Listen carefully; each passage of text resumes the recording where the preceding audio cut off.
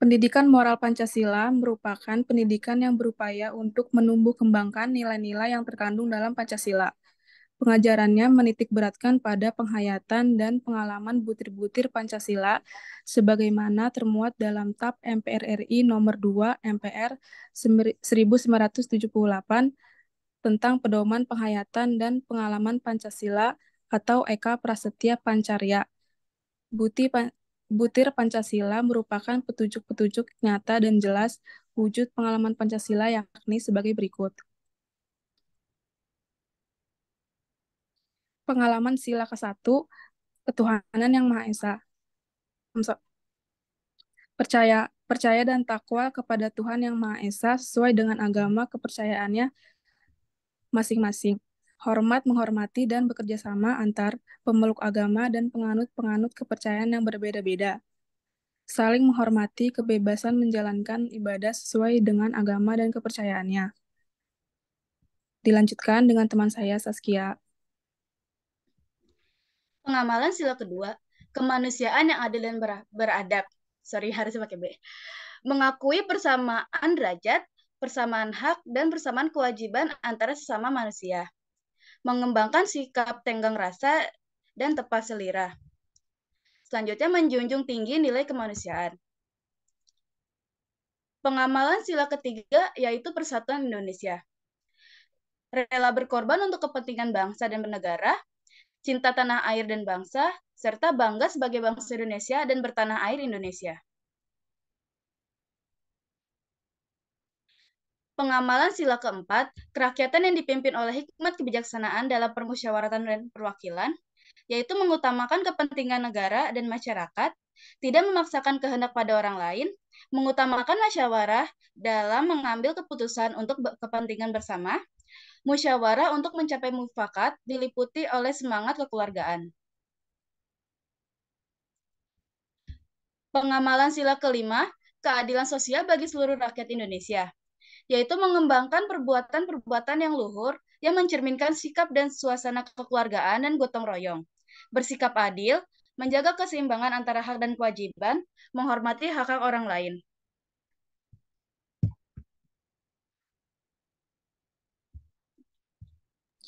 Pancasila Selanjutnya dan akan norma. dilanjutkan oleh teman saya. Oke, Pancasila dan norma. Pancasila berkedudukan sebagai norma dasar atau norma fundamental negara. Dalam jenjang norma hukum di Indonesia, norma sendiri memiliki beberapa fungsi yaitu memastikan kehidupan berbangsa dan bernegara berjalan dengan aman, mengatur perilaku masyarakat agar sesuai dengan nilai yang berlaku, membantu untuk mencapai tujuan bersama, sebagai batasan dari satu hal yang dilanggar, sebagai pedoman masyarakat untuk bersosialisasi dalam lingkungannya. Norma dibagi menjadi dua, yaitu norma formal dan norma informal. Norma formal adalah aturan yang harus dijalankan atau ditaati masyarakat yang telah mendapat persetujuan dari pihak berwenang dalam penegakannya. Contoh, norma mengenai penataan pemukiman yang diatur dalam Peraturan Daerah Nomor 7 Tahun 2008 yang tertera pada lembaran daerah. Selanjutnya ada norma informal. Norma informal adalah aturan kebiasaan atau ketetapan yang muncul di tengah masyarakat sejak dulu tanpa diketahui siapa yang merumuskannya. Contohnya, dari norma informal ini, bertamu ke rumah orang lain, menyantap makanan, dan cara berpakaian. Sekian. Sekian presentasi dari kelompok kami. Kurang lebihnya mohon maaf. Apakah ada yang ingin bertanya?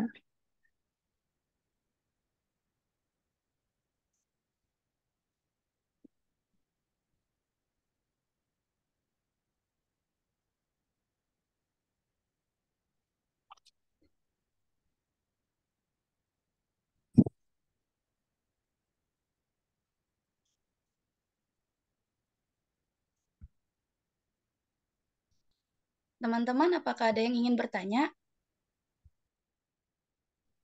Saya boleh izin bertanya? Iya, boleh.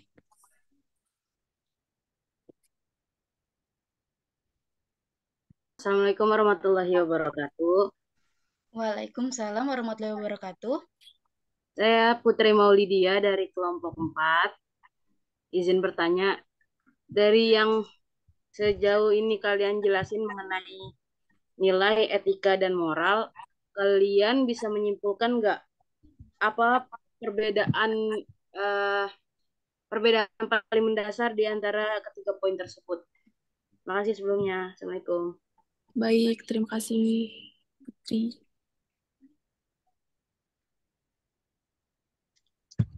Pertanyaannya ditampung dulu ya. Mau teman-teman yang lain ada yang mau bertanya lagi?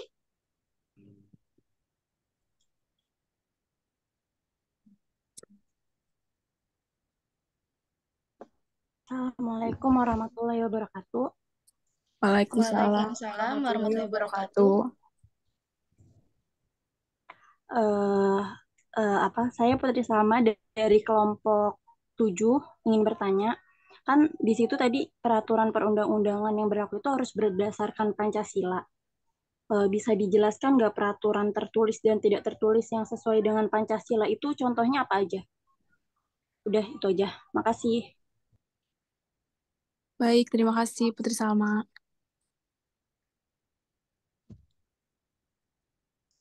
Teman-teman lain apakah ada yang ingin bertanya lagi?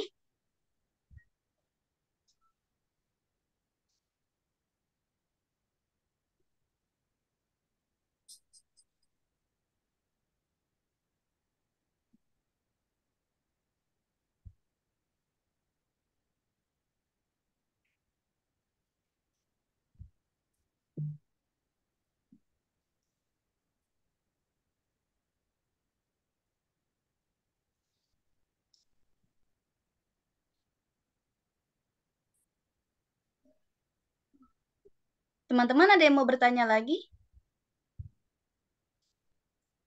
Kalau mau bertanya boleh raise hand.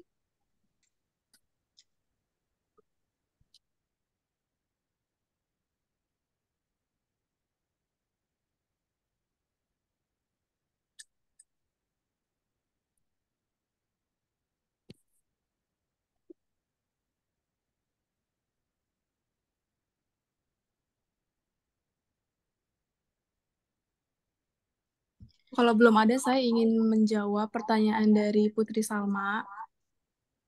Apa peraturan tertulis dan tidak tertulis. Perbedaannya. Perbedaannya. Peraturan tidak tertulis, eh, contohnya bertutur kata dengan sopan dan santun, menolong tetangga yang sedang kesulitan. Terus em, pengambilan keputusan berdasarkan musyawarah untuk mufakat. Dan peraturan tertulisnya Undang-Undang 1945, Putusan Presiden, dan KUHP.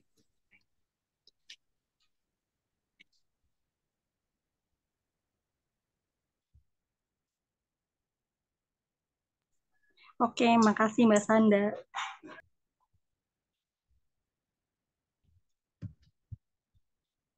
Selanjutnya mungkin pertanyaan dari Maul, Putri Maulidia, tentang apa perbedaan mendasar antara ketiga poin tersebut. Maksudnya ini dalam etika, nilai, dan juga moral itu ya, Kak? Oke. Iya, iya. Mungkin kalau dari moralnya sendiri itu, secara etimologis, dia itu berasal dari bahasa Yunani, yaitu ethos. Artinya itu watak dalam hal ini sangat menentukan perilaku manusia. Jadi kalau etika itu tentang perilaku manusia atau wataknya tersebut. Nah, kalau dari nilai sendiri, itu tuh keyakinan dasar atas segala sesuatu yang dianggap baik dan benar. Sedangkan kalau dari moral sendiri, Kak, moral adalah em, jadi kayak akhlak atau budi pekerti atau tingkah laku seseorang tersebut Intinya kalau moral itu lebih ke arah tentang tingkah laku seseorang gitu, Kak, yang didorong oleh kemauan dari dalam dirinya sendiri, seperti itu. Sudah cukup belum, Kak?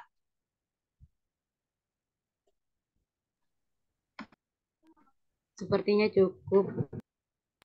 Makasih ya. Iya, sama-sama. Baik. Oke. Kak Alfi ingin bertanya? Eh, boleh.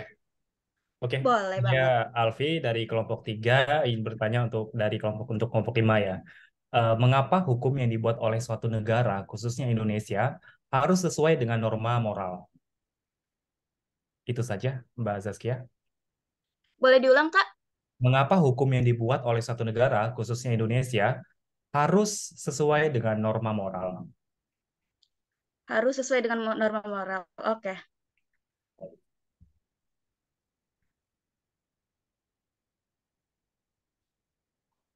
Bentar ya, Kak. Baik.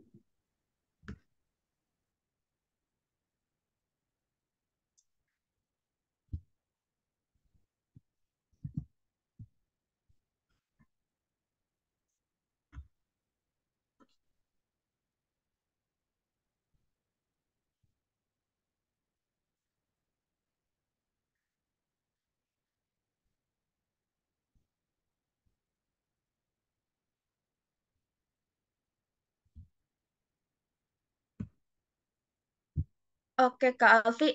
Mungkin dari pertanyaannya tentang mengapa hukum yang dibuat suatu negara harus sesuai dengan norma moral, karena hukum itu punya kaitan yang erat dengan moral.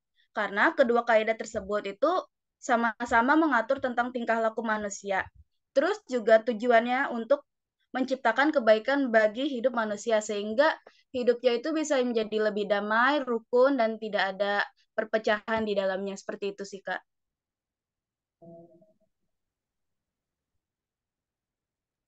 Itu saja, Mbak Zaskia.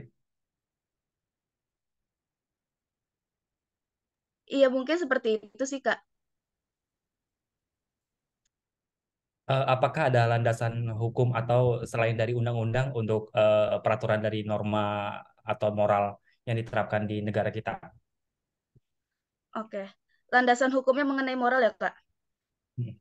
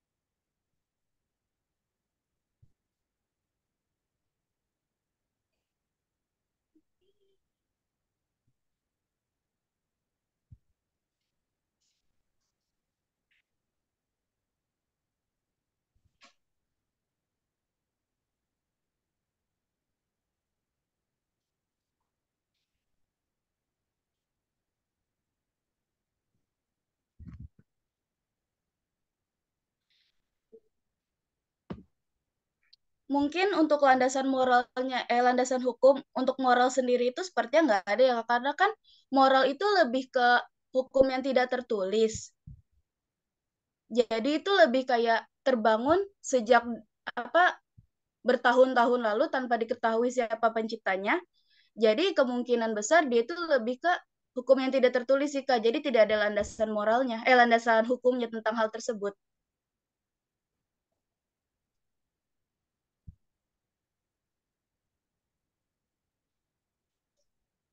Apakah ada kontrak, Kak? Masih belum belum dapat di saya. Karena terciptanya moral dalam satu negara yang diterapkan itu pasti ada mendasarnya yang diterapkan. Apakah selain Undang-Undang 45, apakah ada landasan hukum lain yang mendasari dari moral dalam satu negara? Khususnya kita bahas di Indonesia.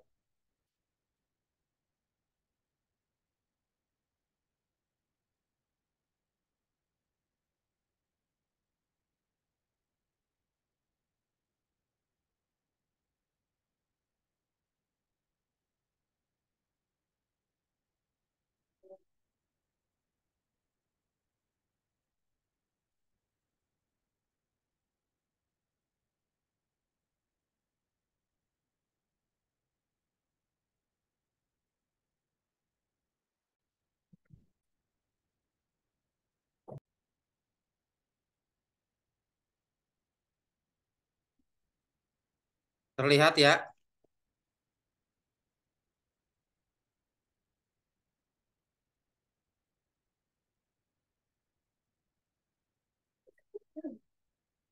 Baik, teman-teman semuanya.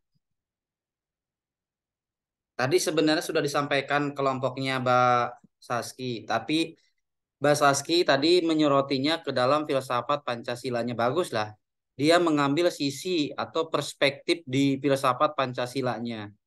Bahwa nilai-nilai dari Pancasila tersebut, kelima sila Pancasila itu memiliki nilai dasar bagi proses penyelenggaraan negara. Kita tahu bahwa fungsi Pancasila dalam kehidupan bernegara kita, salah satunya adalah sebagai sumber dari segala sumber hukum, sekaligus sebagai falsafah dan pedoman hidup kita bermasyarakat. Nah, teman-teman semuanya, tadi kelompok Basaski sudah menyebutkan ternyata di dalam sila-sila Pancasila itu memiliki banyak sekali nilai-nilainya. Tadi ada sedikit koreksi dari saya yang P4 itu ya, Eka Prasetya Pancakarsa ya, bukan Panca apa gitu, saya lupa tadi. Itu saya koreksinya bahwa namanya adalah Pedoman Penghayatan Pengamalan Pancasila. Itu sangat terkenal. Pada zamannya Pak Harto itu sangat terkenal sampai tahun 98. Pada periode tersebut nilai-nilai Pancasila itu dijadikan dogma. Jadi tidak boleh ada yang menginterpretasikan lain, tidak boleh ada yang berbeda dengan apa yang disampaikan oleh penguasa pada saat itu. Makanya ada yang namanya penataran P4. Penataran P4 itu wajib ya bagi para siswa, bagi mereka yang mau kerja, apalagi mau duduk di pemerintahan. Harus punya sertifikatnya itu. Alhamdulillah saya punya itu. Sampai dengan SMA saya punya. Ya. Periode zamannya saya itu punya. Nah, periode zamannya teman-teman itu udah gak ada. Nah, kalau misalkan kita masih zamannya Pak Harto, kita masih di awal-awal semester itu ya harus mengikuti P4 terlebih dahulu. Ya. Tetapi sekarang sudah ada baru lagi ya kan. Dulu sangat ditentang P4. Pak Harto turun tahun 98, 21 Mei ditentang habis-habisan. Produk-produk Pak Harto itu semuanya ditentang oleh masyarakat, apalagi oleh mahasiswa. Tapi sekarang setelah hampir berapa puluh tahun reformasi, ya kan, 20 tahunan reformasi, sekarang sudah mulai muncul lagi, termasuk menghidupkan kembali suatu badan kenegaraan yang namanya BPIP, Badan Pembinaan Ideologi Pancasila.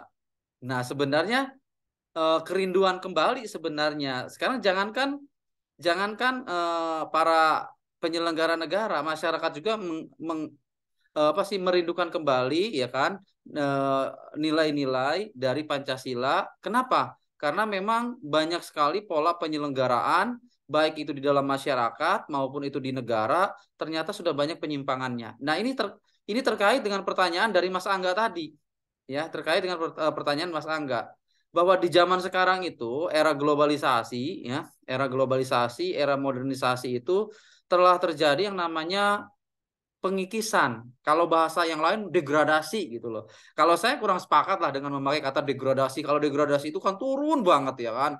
Kalau saya lebih memakai kata pengikisan, bahwa terjadi pengikisan nilai-nilai asli, nilai-nilai dari bangsa kita itu mulai tergantikan oleh nilai-nilai dari Western, ya dari Barat melalui arus globalisasi itu. Apa salah satunya arus globalisasi? Perkembangan ilmu pengetahuan dan teknologi.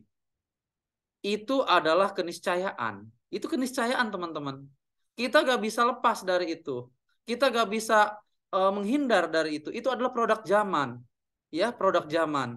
Produk zaman, produk perkembangan zaman sekarang. Negara manapun tidak bisa menghindar. Karena memang globalisasi adalah desain global. Ya, desain global. Yang sudah saya sampaikan minggu yang lalu. Yaitu apa? Melalui yang namanya individualisme. Melalui yang namanya kapitalisme. Melalui yang namanya demokratisasi. Itulah saluran-saluran munculnya berbagai macam sikap-sikap hidup yang muncul sekarang. Di zaman sekarang muncul yang namanya hedonisme. Contoh hedonisme itu apa, Pak? Hedonisme itu ya ingin senang mencari kesenangan, ya mencari kesenangan. gaya-gaya hidup mewah gitu loh. Itu namanya hedonisme. Yang sekarang lagi ngetren dengan kasusnya Mario Dandi itu. Yang akhirnya ke istrinya, kemudian ke instansi-instansi yang lain bahwa para penyelenggara negara itu memamerkan gitu kan, memamerkan kekayaannya, memamerkan tas, memamerkan sepatu, fashion dan sebagainya lah intinya. Jadi yang mereka miliki dipamerkan di dunia media sosial. Itu sebenarnya hedonisme, teman-teman. Ya, hedonisme. Zaman dahulu pernah tidak jarang lah ada, tapi tidak semasif sekarang. Zaman dulu ada orang misalkan baru pulang dari toko emas, dia langsung jingjit-jingjit gitu di tetangga-tetangganya. Ada yang begitu gitu loh. Tapi tidak semasif sekarang. Kenapa? Karena di zaman sekarang gaya hidupnya itu sudah jauh berbeda dengan tahun 80-an, tahun 90-an. Maka kemudian ada medianya sekarang, ada salurannya. Ada Facebook, ada Instagram, ada link ya kan, ada macam-macam lah saluran media sosial yang lain. Dan itu dipamerkan. Dan itu ada kebanggaan. Nah, ada kebanggaan itulah yang dinamakan dengan hedonisme.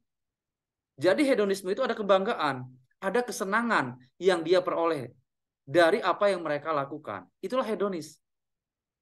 Kemudian muncul yang lain lagi, Mas Angga, ya kan, muncul yang lain lagi. Apa yang muncul yang lain? Ini sama ke pertanyaan Mas Alfi juga sama berkaitan. Misalkan ada sekularisme. Sekarang ini kan dari barat juga. Minggu yang lalu sudah saya jelaskan bahwa sekularisme itu apa? Sekularisme itu adalah pemisahan antara urusan dunia dengan urusan akhirat. Urusan pribadi dengan urusan domestik dengan urusan publik. Urusan negara dengan urusan masyarakat. Itu berbeda. Itulah yang namanya sekularisme. Maka minggu yang lalu saya katakan, saya beri contoh bahwa Anda beruntung berada di Indonesia. Kenapa Anda beruntung berada di Indonesia? Karena banyak liburnya.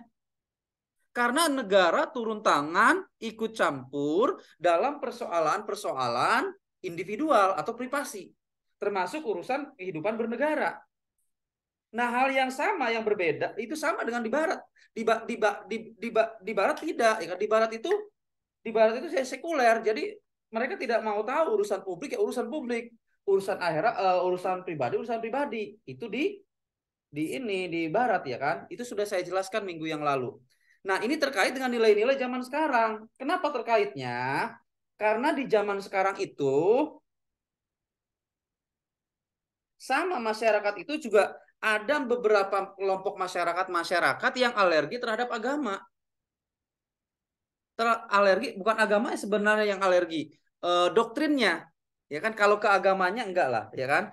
Tetapi banyak juga kelompok-kelompok tertentu itu atau orang-orang tertentu itu alergi terhadap doktrin keagamaan. Kenapa? Sama. Doktrin keagamaan itu karena agama katanya melakukan pengekangan terhadap hak asasi individu. Ya, melakukan pengekangan. Nggak boleh ini, nggak boleh itu. Nah, kalau kita lebih perdalam nanti, itu akan memunculkan yang namanya komunisme. Menjadi komunis sebenarnya. Ujung-ujung ke situ nanti. Meniadakan adanya yang bersifat tidak material. Ya, meniadakan sesuatu yang tidak material atau tidak berwujud. Ujungnya ke situ nanti ke komunisme. Makanya komunismenya hadir dalam perspektif bentuk yang lain. Kalau zaman dulu jelas ada yang namanya Partai Komunis, PKI dulu. Kan terkenal PKI gini-gini dan sebagainya. Itu ada bentuknya. Kenapa? Karena ada organisasinya, ada partainya, ada pengurusnya. Kalau sekarang tidak. Komunisme di zaman sekarang itu ya bentuknya yang lain-lain. Sama seperti yang saya tadi jelaskan bahwa nanti ujung-ujungnya dari sikap sekularisme itu, ya, sikap dari hedonisme itu akan melahirkan yang namanya komunisme.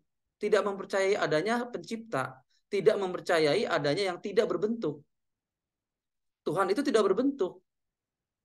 Itu nanti lari lagi ke filsafat, namanya filsafat metafisik. Yakin deh teman-teman, nanti arahnya ke situ.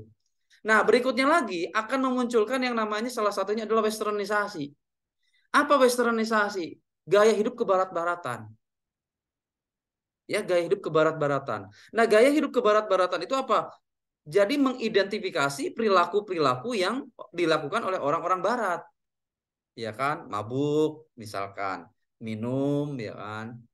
Saya mudah-mudahan sih di kelompok ini di yang ada Zoom ini tidak melakukan ya kan, tidak ada yang minum ya kan. Nah, karena saya menemukan gitu kan, menemukan ya ada mahasiswa Al-Azhar ya kan, ya dipublis lagi masalahnya kan, dipublis. Tapi begitu saya mau komentar, kemudian saya hapus, saya takut salah kalimat, dia langsung menghapus. Ya, menurut saya mau ngingetin jangan dipublis. Ya, kenapa? Karena akan beresiko. Ya, akan beresiko bagi masa depan dia dan sebagainya. Kenapa? Karena saya sayang terhadap teman-teman. Ya.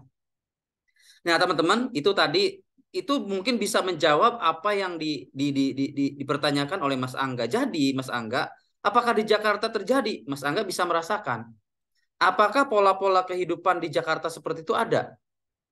Kalau ada, berarti globalisasi memang telah meruntuhkan, mengikis berbagai macam nilai-nilai dalam pola kehidupan kebangsaan dan kemasyarakatan kita. Dan saya katakan lagi bahwa globalisasi adalah keniscayaan. Dia tidak bisa dihindari, apalagi kita menentang.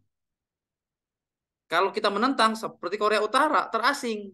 Korea Utara itu kan menentang globalisasi. Apa akibatnya? Sengsara. Ya, saya nggak tahu di dalam negerinya gimana, tetapi dalam perspektif analisis saya dia sengsara. Kenapa? Karena dia mengisolir diri. Sedangkan masyarakatnya butuh ini, butuh itu dan sebagainya. Jauh banget antara Korea Utara yang mengisolasi diri, ya kan, dengan ideologinya sosialismenya itu, dengan Korea Selatan yang memang dia sama mengikuti ya persis dengan Amerika. Kenapa sekutunya sekutu Amerika seperti itu? Ya. Nah, teman-teman izin di slide ini ada namanya etika dalam kehidupan bernegara. Tadi sudah saya sampaikan di awal bahwa etika itu kan bahasa Latin ya kan, etos ya kan. Etos itu tabiat, karakter. Berarti apa? Kita diharapkan berkarakter. Nah, mata kuliah Pancasila diharapkan memang teman-teman itu memiliki yang namanya karakter kebangsaan. Ya, karakter kebangsaan. Ya, karakter kebangsaan apa? Yang dijiwai oleh nilai-nilai Pancasila. Kenapa? Karena Pancasila adalah sumber dari segala hukum, Pancasila adalah dasar negara, Pancasila adalah filsafat negara, dan sebagainya, dan sebagainya.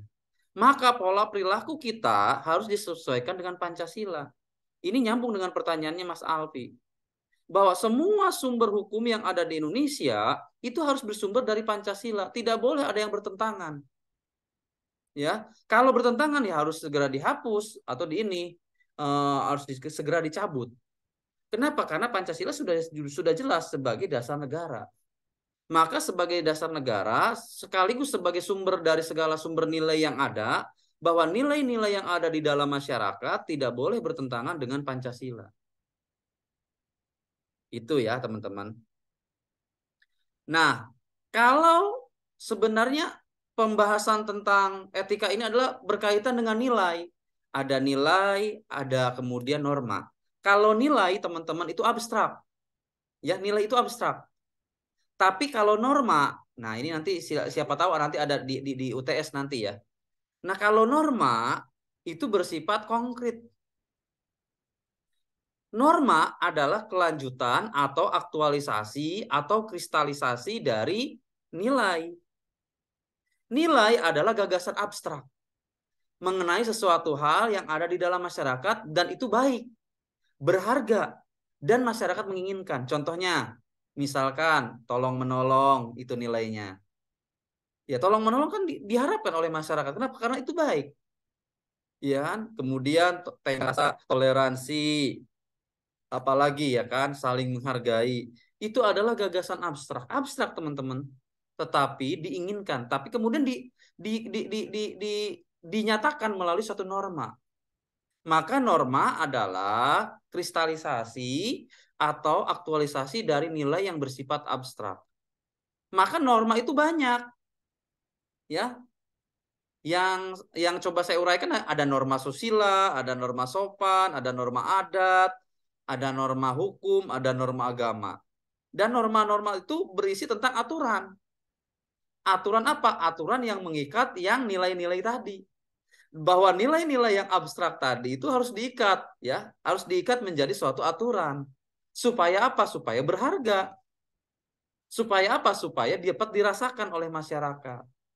Maka kemudian dalam kehidupan sosial yang saya katakan tadi bahwa dalam kehidupan sosial kita itu akan selalu berinteraksi dengan orang dan kita akan mengikuti aturan yang ada di dalam masyarakat tersebut. Maka ada satu buah aturan yang namanya yang hanya berlaku di daerah tersebut, lokalitas. Namanya ada yang namanya hukum lokalitas. Hukum lokalitas itu adalah hukum yang berlaku hanya di tempat tersebut. Di daerah lain tidak berlaku. Ya, teman-teman.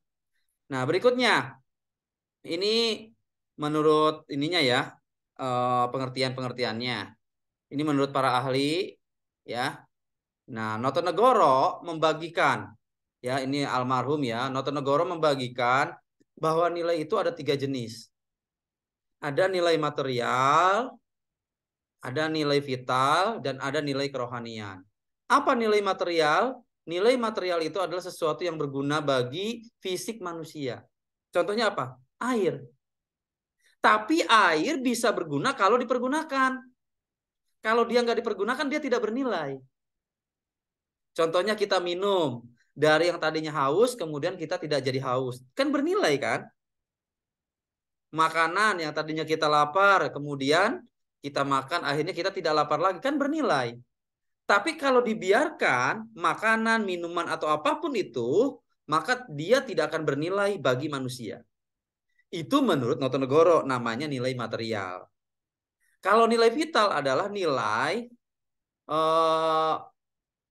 dia bernilai kalau dia dipergunakan untuk aktivitas manusia. Motor bernilai kalau kita pakai jalan. Mobil kalau kita pakai jalan, baru bernilai. Laptop atau komputer atau HP bisa bernilai kalau dipergunakan seperti ini. Tapi kalau dia nggak dipergunakan, dia didiamkan saja, maka dia tidak bernilai. Itu menurut Notonegoro tentang nilai vital. Nah, berikutnya ada yang namanya nilai kerohanian. Apa nilai kerohanian? Nilai kerohanian itu berguna bagi rohani manusia. Ya. Apa contohnya? Ya, kita beribadah. Ya, beribadah itu untuk rohani kita, bernilai. Tapi kalau kita tidak melakukan, maka itu tidak bernilai. Ya, teman-teman. Lanjut. Ciri-ciri nilai itu. Ciri-ciri nilai itu adalah bentukan masyarakat. Dia adalah konstruksi. Maka saya katakan tadi antara satu masyarakat dengan masyarakat yang lain ada sesuatu nanti yang berbeda.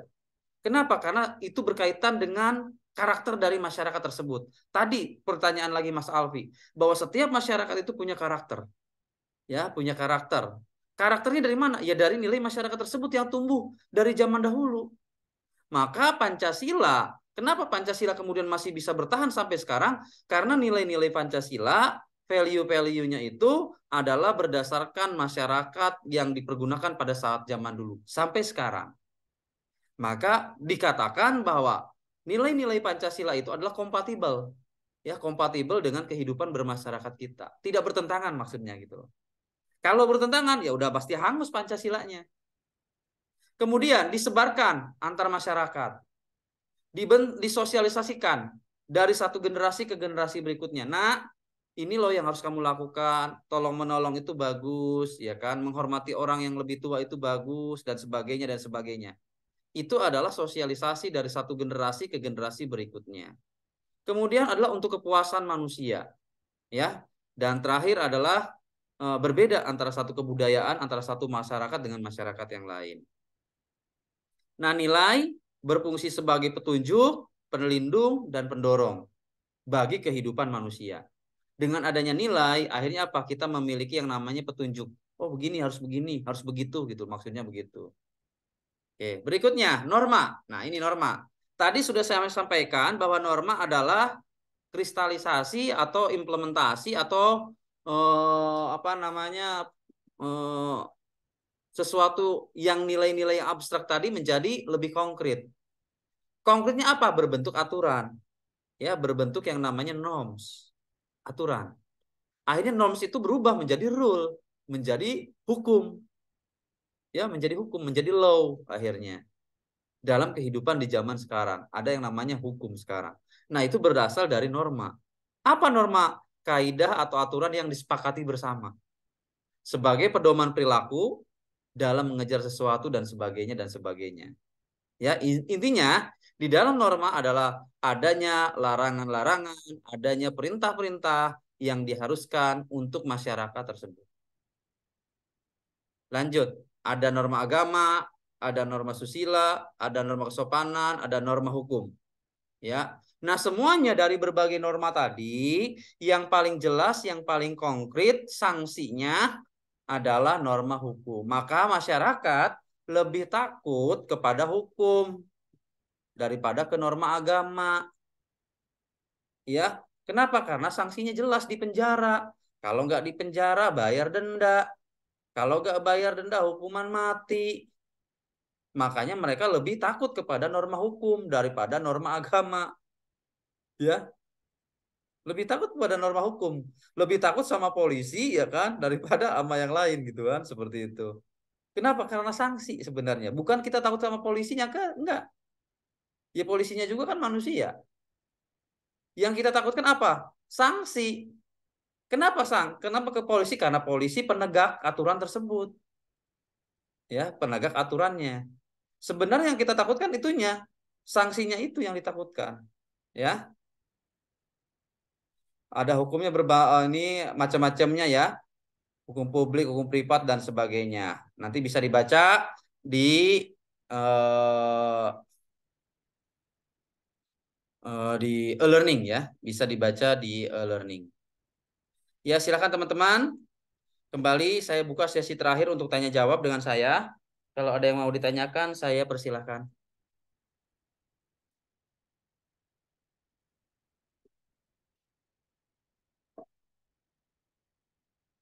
Silahkan. Kalau ada yang mau ditanyakan. Kalau tidak ada, langsung kita absen ya.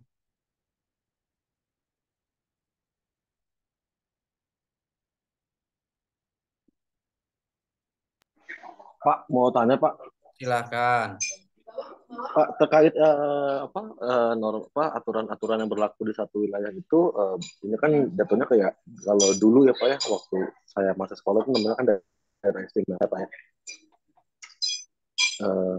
Itu atas dasar apa ya Pak? Maksudnya negara akhirnya memberikan keistimewaan satu wilayah membuat peraturan sendiri gitu Pak. Oh, Aceh Makasih itu. ya Pak. Ya kayak daerah istimewa. Dulu kan Aceh itu namanya daerah istimewa Aceh sama daerah istimewa Yogyakarta gitu ya Pak ya. Iya, sekarang Nanggro Aceh Darussalam kan? Iya, iya. Nah itu atas dasar apa sih biasanya Pak negara akhirnya ngasih ke kebijakan itu Pak diperbolehkan. Oke, makasih Mas. Makasih Pak. Pertanyaan yang bagus ya. Itu di pasal 18 Mas. Pasal 18 Undang-Undang Dasar 45. Nanti bisa dilihat di situ bahwa negara memiliki karakteristik kewilayahan tertentu. Ya, baik. Itu dasar hukumnya ya. Nah, sekarang ke area politisnya. Ya, ke area politisnya begini Mas. Daerah-daerah tertentu itu diberikan keistimewaan seperti Papua, Aceh, bahkan Aceh diberikan yang namanya otonomi khusus untuk hukum tersendiri ya. Bukan hanya di bidang ekonomi, Aceh diberikan otonomi khusus. Termasuk di bidang sosial, keagamaan, dia juga diberikan khusus. Nah, itu adalah respon dari negara. Ya, itu respon dari negara terhadap keinginan dari masyarakat. Supaya apa? Supaya masyarakat itu tidak bergejolak lagi. Supaya masyarakat itu lagi tidak menuntut kemerdekaan lah bahasanya, tidak menuntut memisahkan diri. Ya, karena proses politiknya itu panjang. Ya, proses politiknya Aceh bisa damai seperti sekarang itu panjang. Itu dimulai dari zaman Pak Karno. Padahal nih ya, katanya Aceh adalah salah satu orang Aceh yang membelikan pesawat terbang pertama kali adalah orang Aceh. Itu lagi merebak sekarang seperti itu. Nah, kembali ke area politis tadi bahwa itu adalah respon negara supaya daerah-daerah tertentu yang memang berkonflik ya, berkonflik itu masih tetap berada dalam lingkungan Negara Kesatuan Republik Indonesia. Proses mereka konflik itu panjang. Dari sejak zaman Pak Karno, apalagi zaman Pak Harto. Sudah jutaan orang yang meninggal di situ untuk proses seperti itu. Sebenarnya yang tidak bertanggung jawabnya adalah elit-elitnya. Elit-elitnya berada di luar negeri, ada di Swedia semua. Hasan Tiro itu kan di Swedia, bahkan sudah menjadi warga negara Swedia ya kan. Tapi tetap mereka menggerakkan yang di bawahnya untuk mendirikan negara tersendiri.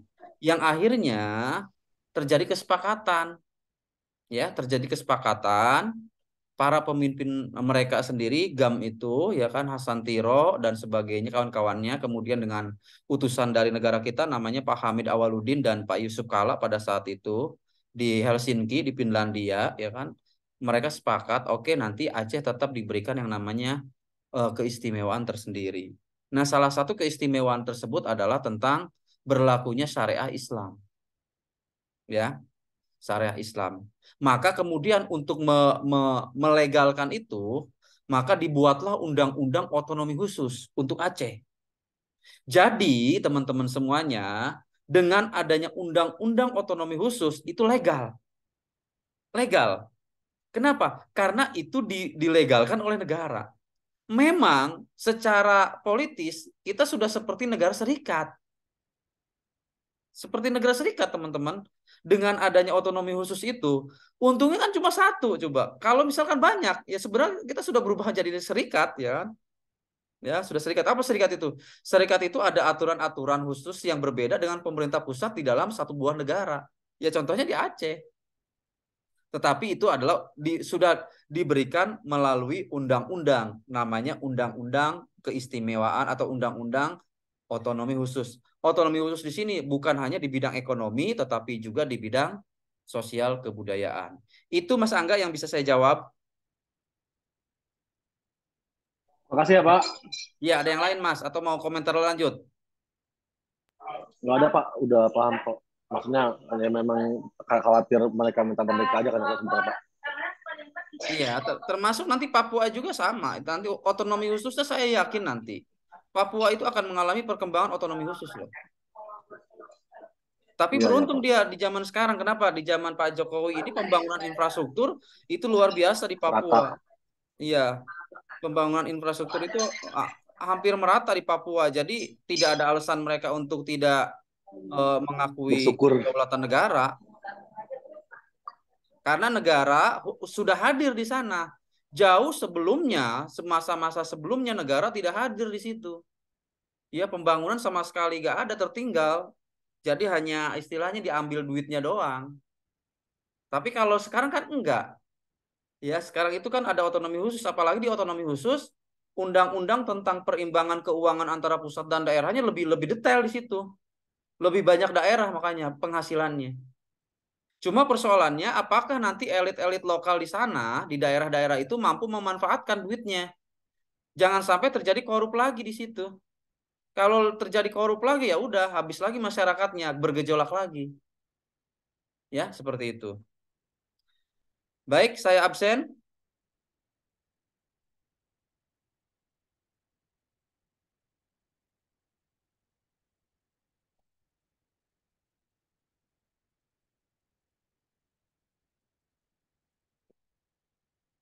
Silahkan buka kameranya.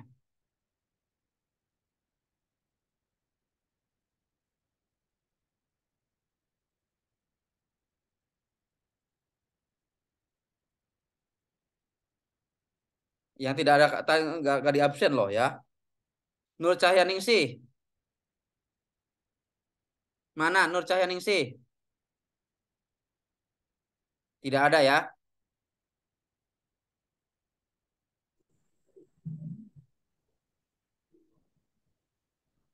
Audi. Mana Audi? Nggak ada kan? Ada orangnya tuh. Tapi biarin aja kalau nggak ada. Ketika ada ya. Biarin aja dulu.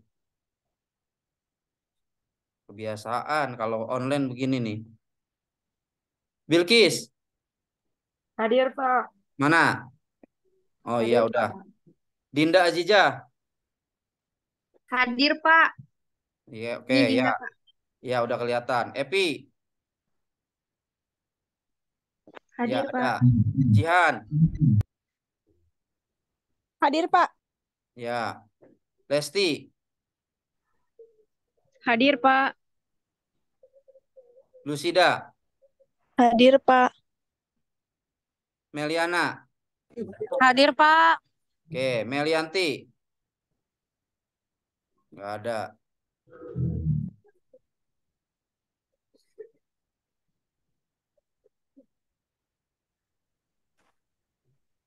Mita. Kita hadir, Pak. Oke. Danu. Hadir, Pak. Abdul. Muhi. Hadir, Pak. Abdul. Oke, ya. Ya udah kelihatan. Dival. Dival. Nggak ada ya.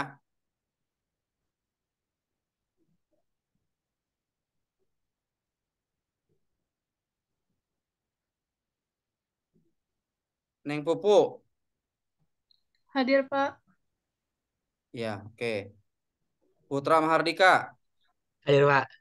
Mana? Oh iya. Ini nih. Ya, ya udah. Pak, Putri. maaf Audi. Hadir, Pak Audi. Ya udah. Kasih, Pak. Putri hadir, Pak. Hadir ya. Mas Alpi ada. Rasanda ada ya. Hadir, Pak. Rizky Mahesa. Rizky Mahesa. Hadir, Pak. Oke. Ropiko. Rizky hadir, Pak. Ya udah. Ropiko. Pak. Hadir, Pak. Oke. Salsabil Wilja. Hadir, Pak. Oke. Salsabila. Hadir. Oke. Salsabila Wasil. Hadir, Pak.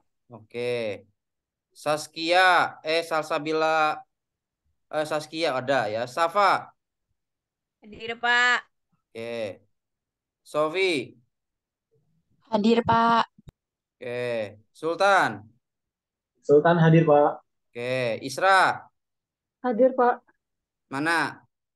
Oh iya. Anggita. Hadir, Pak. Oke.